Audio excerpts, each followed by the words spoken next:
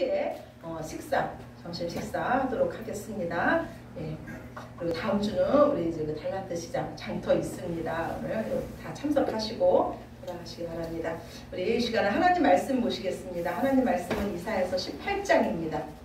이사야서 18장 1절에서 7절 말씀입니다. 이사야서 18장 1절에서 7절 마지막 절까지 말씀입니다.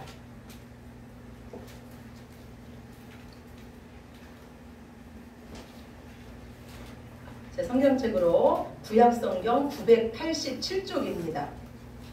구약성경 987쪽 이사야서 18장 1절에서 7절 말씀입니다. 네, 우리 다 찾으셨으면 한 절씩 교독하시겠습니다. 슬프다 구스의 강 건너편 날개치는 소리나는 땅이여, 갈대배를 물에 띄우고 그 사자를 수로로 보내며 이르기를 민첩한 사자들아, 너희는 강기를 흘러 나는 나라로 가되 장대하고 준수한 백성 곧 시초부터 두려움이 되며 강성하여 제적을 밟는 백성에게로 가라 하느니라. 세상의 모든 거민 지상에 사는 너희여, 산들 위에 기치를 세우거든 너희는 보고 나팔을 불거든 너희는 들을지어다. 여호와께서 내게 이르시되 내가 나의 처소에서 조용히 관찰하니 때에 일관받고 가을 때에 우문받도다. 추수하기 전에 꽃이 떨어지고 포도가 맺혀 익어갈 때 내가 낫으로 그 연한 가지를 베며 퍼진 가지를 찍어버려서 산의 독수리들과 땅의 들짐승들에게 던져주리니 산의 독수리들이 그것으로 여름을 지내며 땅의 들짐승들이 다 그것으로 겨울을 지내리라 하셨습니다. 그때 강들이 흘러 나누인 나라의 장대하고 준수한 백성 곧 시초부터 두려움이 되며 강성하여 대적을 밟는 백성이 만군의 여호와께 드릴 예물을 가지고 만군의 여호와의 이름을 두신 곳 시온산에 이르리라. 아멘. 예.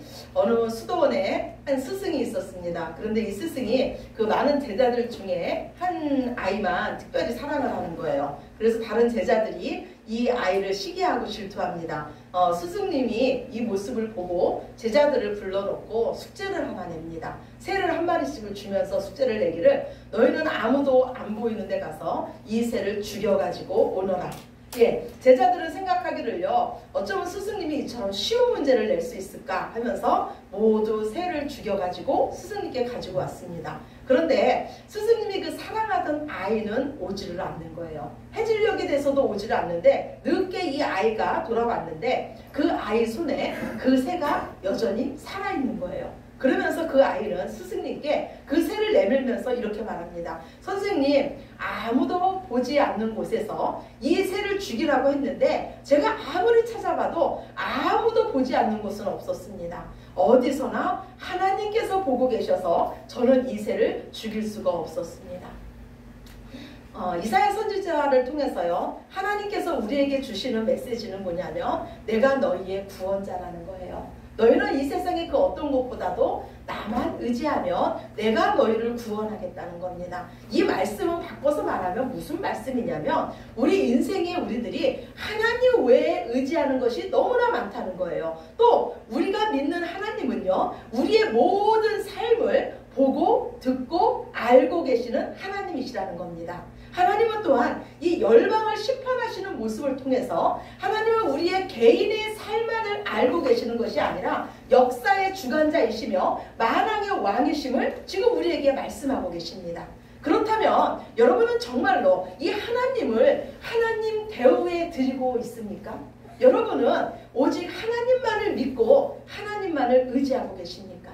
하나님을 정말로 믿는 자의 특징은요, 부족함이 없다는 거예요. 하나님을 믿는 자의 특징은요, 그 삶의 염려와 걱정이 사라진다는 겁니다. 왜냐하면 온 세상의 주인이신 그 하나님이 우리의 아버지시기 때문이에요.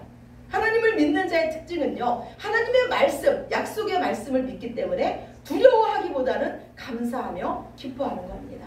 마귀는요, 시시때때로요, 말을 통해서 그리고 우리의 환경을 통해서 우리 마음속에서 하나님을 뺏어가려고 합니다. 제가 지난주에요. 뭔지 모르게 마음이 조급했어요. 그리고 마음이 우울했습니다. 아무리 원인을 찾으려고 해도 왜 그런지 모르게 마음이 안 좋았어요. 이때 제가 한 일은요. 하나님을 생각한 거예요. 구원의 하나님을 생각하면서 그 기쁨을 회복한 겁니다. 우리가 할 일은요. 언제나 생명의 근원 되는 우리의 마음을 지키는 겁니다. 왜냐하면 우리 마음에 하나님이 계시기 때문이에요. 하나님은 오늘요. 그 열방의 심판에 대해서 쭉 말씀을 하시다가 구스에 대해서 말씀을 하십니다. 그런데 이 구스라는 나라에 대해서 말씀을 하시는 것은 심판에 대해서 말씀을 하지 않고 위로의 말씀을 하십니다. 구스는 지금의 어디 나라냐면 에디오피아 나라예요. 즉 이 에디오파는요. 노아의 아들 함의 장자입니다. 에디오피아 나라예요. 구스는요. 그 위치가 애굽 아래에 위치해 있었어요. 그리고 이사야 선지자가 지금 이 구스에 대해서 이 말씀을 선포할 때는요. BC 715년경으로 이 구스가 얼마나 그 힘이 강성했냐면 애굽을 다 점령한 이 시기였어요. 이때 그 하나님의 백성 남유다는 어떤 시기였냐면은 하나님을 믿지 못하고 아수르를 의지하던 이 아하스 왕이 죽고요. 히스기야 왕이 이 남유다를 다스리던 때예요. 히스기야 왕은요. 이 아하스 왕과는 달리요. 하나님만을 의지하면서 반아수르 정책을 폈습니다. 또한 이때는 언제였냐면 이 아수르가 이 남유다에 쳐들어와서 이 남유다가 너무너무나 어려운 지경에 있을 때가 바로 이 시기였어요. 그런데 그때 구스가 남유다에게 손을 내미는 거예요. 내가 도와주겠다는 겁니다. 그러면서 함께 동맹하자고 말합니다. 너희와 우리가 뜻이 같지 않냐. 함께 동맹해서 아수르와 대항하자고 말합니다. 아수르의 침공으로 지금 너무너무 위험 가운데 있던 이 남유다에게는요. 절호의 기회였어요. 남유다는 이 손을 거절할 이유가 없었습니다. 또한 이 구스의 입장에서 보면은요. 지금 막 그 제국을 형성해서 그 열방을 집어삼키고 있는 이 아수르는 너무나 두려운 존재였어요. 그리고 위치상으로 보면은요. 아수르가 있고 북이스라엘이 있고 남유다가 있고 그 밑에 구스가 있습니다. 그런데 지금 이 아수르가 북이스라엘을 벌써 점령했어요. 그 다음에 남유다를 점령하라고 와 있습니다. 그러면 이 아수르가 남유다를 점령한 다음에 그 다음 차례는 바로 구스예요. 그렇기 때문에 구스는 이 남유다에게 사신을 보낸 거예요. 우리 동맹하자. 우리 힘을 합쳐서 아수르에 대항하자 말합니다. 두려움 때문에 이 전쟁 준비를 막 하고 그 다음에 남유다에게 사신을 보내는 이 구스의 모습을 보고요. 하나님은 말씀하기를 슬프다고 말씀해요. 그리고 네 땅이 날개치는 소리나는 땅이라고 말씀합니다. 즉 이 아수르의 침입에 대비하기 위해서 분주하게 움직이는 이 구스의 모습을 어디다가 비유하냐면요. 구스 땅은 습지가 높았어요. 습도가 높았습니다. 그래서 거기는 이 파리떼가 많이 들끓었다고 해요. 근데 하나님은요. 이 지금 막 이 전쟁에 준비하기 위해서 분주하게 움직이는 이 구스 사람들의 모습을 파리떼에 비유하고 있는 겁니다. 즉 우리의 모습도 그런 것 같아요. 우리에게요. 염려나 두려움이 가득하면 우리는 어떻게 됩니까? 가만히 있을 수가 없어요. 정신을 차리지 못합니다. 마음을 지키기가 힘듭니다. 갈피를 잡지 못하는 그 파리떼와 같은 모습이 어쩌면 우리 모습일지도 몰라요. 제가요, 저희 교회에 가끔 이제 여름이 되면은 왕파리가 들어와요. 여러분 집에 혹시 그 왕파리가 들어온 적 있습니까? 왕파리가 들어오면요, 왕파리는요, 질서 있게 나르지를 않아요. 왕파리는 얼마나 시끄러운지 모릅니다. 그리고 막 윙윙윙 거리면서 막 자기 마음대로 막 무질서하게 분주하게 막 돌아다녀요. 그러면 그 파리의 그 분주함, 그 시끄러움이 파리에게 결코 도움이 되지 않죠. 그때 어떡합니까? 제가 제 손에 파리채를 잡고 파리를 한 방에 죽여버리죠. 결코 파리의 분주함이 파리 운명에 도움이 되는 거 본 적이 없어요. 우리 삶에요. 우리가 분주하고 시끄러운 거는요. 우리가 하나님을 믿지 못해서예요. 우리 안에 염려가 가득하고 두려움이 가득한 거는 하나님을 믿지 못해서입니다. 겸손은 우리의 모든 일의 결과를 하나님께 맡기는 거예요. 제가 지난주에요. 아무에게도 말씀을 안 드렸지만 죽을 뻔했어요. 왜냐하면 제가 화가 나는 일이 있었어요. 그런데 저희 약점은 뭐냐면 순간 화가 나면은 앞이 안 보이는 거예요.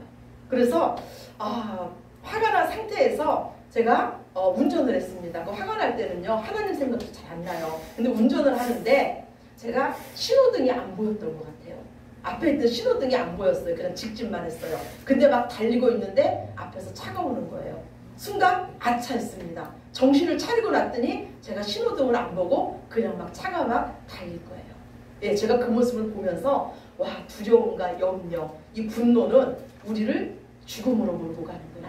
예, 분주하게 하고 우리 마음을 시끄럽게 하는구나. 그래서 두려움과 염려가 내 앞에 다가올 때는 우리 입술에 파수꾼을 세우는 게 중요하겠구나 이 생각을 했습니다. 왜냐하면 그때 우리가 입술을 열면 그 말은 나 자신을 죽이고 상대를 죽이는 말이기 때문이에요. 하나님은요, 이 왕 파리 때처럼 분주한 이 구스를 향해서 말씀합니다. 오늘 이사야서 18장 2절이에요. 본문 말씀입니다. 이사야서 18장 2절 말씀 우리 같이 봅시다. 시작. 갈대배를 물에 띄우고 그 사자를 수로로 보내며 이르기를 민첩한 사절들아 너희는 강들이 흘러 나누인 나라로 가되 장대하고 준수한 백성 곧 시초부터 두려움이 되며 강성하여 대적을 밟는 백성에게로 가라 하는도다. 아멘. 이사야 선지자는요, 지금 자기 나라에 온 그 구스의 사신단에게 말하는 거예요. 너희는 나일강이 흐르는 너희 나라, 장성하고 준수한 너희 나라로 돌아가라는 겁니다. 하나님께서 지금 너희에게 주신 그 자리로 돌아가서 아무 염려도 하지 말며 하나님께서 하신 일을 너희가 기대하며 보라는 겁니다. 오늘 3절 말씀이에요. 18장 3절입니다. 시작. 세상의 모든 거민 지상에 사는 너희여 산들 위에 기치를 세우거든 너희는 보고 나팔을 불거든 너희는 들을지어다. 아멘. 이사야 선지자는 말해요. 너희는 하나님께서 하시는 일을 보고 하나님께서 하시는 일을 들으라는 거예요. 산들 위에 깃발이 세워지고 나팔을 분다는 것은 전쟁에 승리했다는 얘기예요. 즉 만군의 여호와 하나님께서 전쟁에 능하신 하나님께서 아무리 제국을 형성하고 아무리 위세 당당한 아수르라도 내가 진멸시킬 것을 너희는 보고 들으라는 겁니다. 반드시 되는 하나님의 경영, 반드시 되는 하나님의 생각대로 이 아수르는요 하루아침에 진멸당하고 맙니다. 오늘 주보 첫 번째예요. 이사야서 37장 36절에서 38절 말씀 우리 같이 보시겠습니다. 여호와의 사자가 나가서 아수르 진중에서 18만 5천인을 쳤으므로 아침에 일찍이 일어나 본즉 시체뿐이라. 이에 아수르의 사네리 왕이 떠나 돌아가서 니느웨에 거주하더니 자기 신 니스록의 신전에서 경배할 때 그의 아들인 멜렉과 사레셀이 그를 칼로 죽이고 아라바 땅으로 도망하였으므로 그의 아들 에살랍돈이 이어 왕이 되니라. 예, 하나님의 말씀 앞에요 거대한 아수르가 하루아침에 진멸당하고 맙니다. 하나님의 능력 앞에요 18만 5천 명이나 되는 아수르의 군사가 송장이 되어버렸습니다. 이 모든 일에 누가 증인이 되었습니까? 바로 구스인이에요. 지금의 두려움, 지금의 염려를 뒤로하고 하나님의 말씀에 순종해서 자기 나라로 돌아간 구스인이었습니다. 자신의 힘보다 자신의 꾀보다 하나님의 말씀에 순종한 구스인이었어요. 순종하는 자가 하나님의 일을 보게 될 줄로 믿습니다. 아멘. 오늘 본문 이사야서 18장 7절이에요. 이사야서 18장 7절 우리 같이 보시겠습니다. 그때 강들이 흘러 나누인 나라에 장대하고 준수한 백성 곧 시초부터 두려움이 되며 강성하여 대적을 밟는 백성이 만군의 여호와께 드릴 예물을 가지고 만군의 여호와의 이름을 두신 곳 시온산에 이르리라. 아멘. 하나님은 말씀하세요. 하나님의 하신 일을 보고 하나님의 하신 일을 들은 이 구스 백성의 구원을 말씀하고 있습니다. 하나님께서 이 구스 백성에 대해서 묘사하기를 너희는 시초부터 두려움이 되며 강성하고 대적을 밟는 백성이라는 거예요. 저기 구스 백성은요 그 외형 자체가 두려움이 되는 민족이었어요. 인류의 첫 용사 니므론도 구스 혈통이었습니다. 그러나 이 구스는요 자기의 힘을 의지하지 않고 하나님의 말씀을 의지할 때 하나님의 구원하심을 보며 하나님 앞에 예배하는 예배자의 축복을 받은 줄로 믿으시기 바랍니다. 네. 오늘 주보 두 번째 고린도전서 1장 25절입니다. 고린도전서 1장 25절이에요. 함께 보시겠습니다. 하나님의 어리석음이 사람보다 지혜롭고 하나님의 약하심이 사람보다 강하니라. 아멘. 예, 여러분은 누구의 지혜로 사시겠습니까? 여러분은 누구의 힘으로 사시겠습니까? 우리가 오직 하나님만을 의지하고 하나님 말씀만 붙잡을 때 우리 앞에 골리앗 같은 문제도 여리고성 같은 견고한 성도 하나님 때에 하나님 말씀에 무너질 줄로 믿으시기 바랍니다.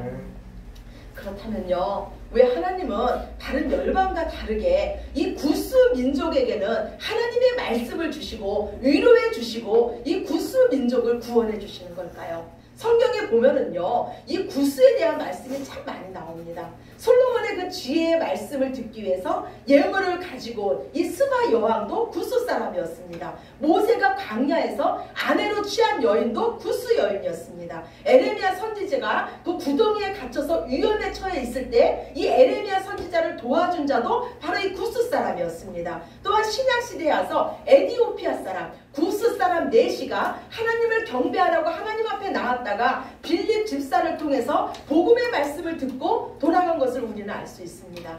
우리가 믿는 하나님은요, 사랑의 하나님이시며 공의의 하나님이십니다. 하나님은 사랑과 은혜로 우리를 구원하시고 우리가 심은 대로 상 주시는 공의의 하나님이십니다.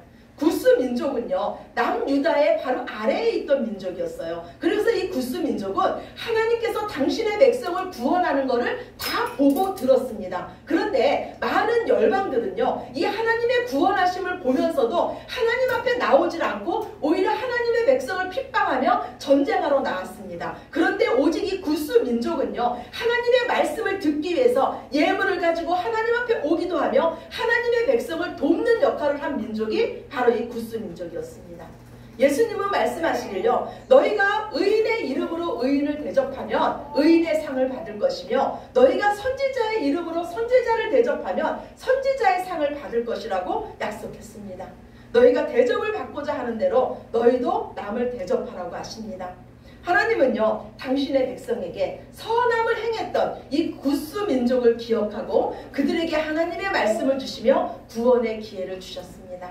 예수님은 지금 우리 곁에 있는 지극히 작은 자에게 한 것이 곧 나에게 한 것이라고 말씀해 주셨습니다. 그리고 너희가 지금 가난한 자에게 구워주는 것은 곧 내게 구워주는 것이라고 하십니다. 즉 하나님께서 갚아주시겠다는 거예요. 우리가 모든 것을 감사함으로 받으면 버릴 것이 없습니다. 지금 내 주변에 있는 모든 사람들은 복덩이들입니다. 왜 복덩이들이냐면 하나님께서 나에게 복 주시기 위해서 내 주변에 놓은 사람들이기 때문입니다.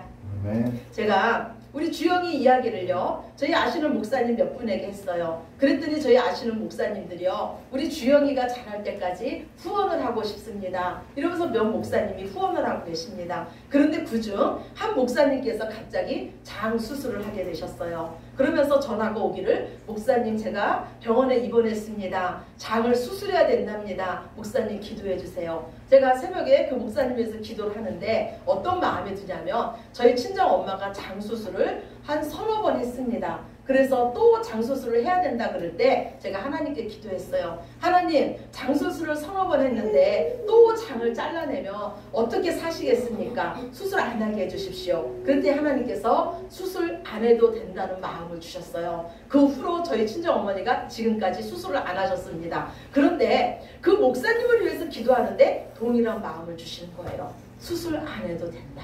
예, 그런데 결국 그 목사님께서 수술 안 하고 약물 치료하시고 지난주 금요일날 퇴원하시게 됐습니다.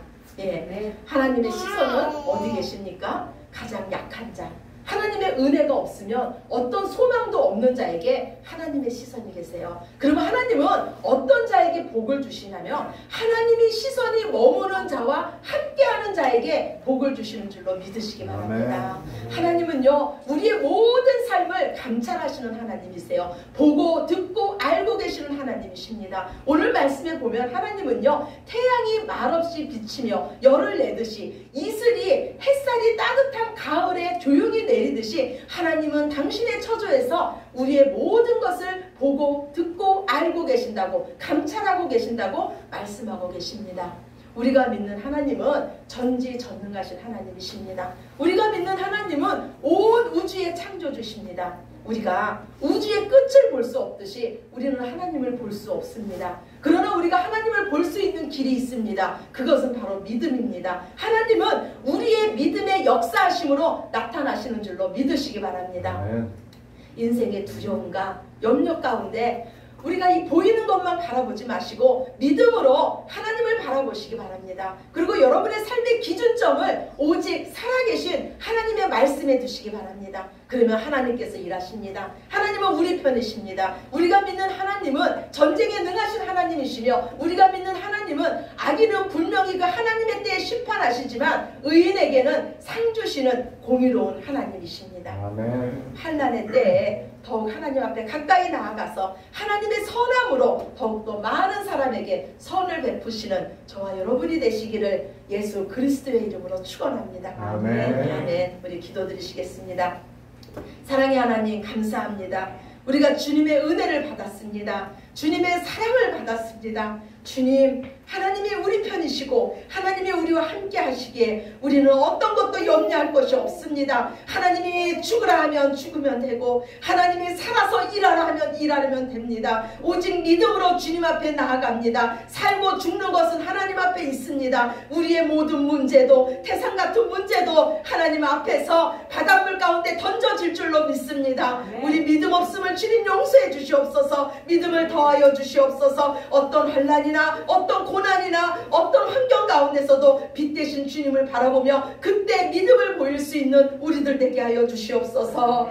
참으로 선한 사람으로 하나님의 사랑으로 살기를 주님 원하십니다. 우리 마음이 영원하신 그 사랑, 하나님의 사랑, 조건 없는 사랑으로 우리도 살게 하여 주시며 우리의 모습을 보고 많은 영혼들이 주 앞으로 돌아오게 하여 주시옵소서. 이 시간에도 친히 말씀하신 주님의 사랑에 감사드리며 말씀을 받은 당신의 자녀들 마음속에 말씀의 씨앗이 떨어졌사오니 이제 30배, 60배, 100배로 열매 맺게 하여 주시옵소서. 모든 것 주님께 영광 올려드리오며 사랑이 많으신 예수 그리스도의 이름으로 기도드렸습니다. 아멘. 아멘.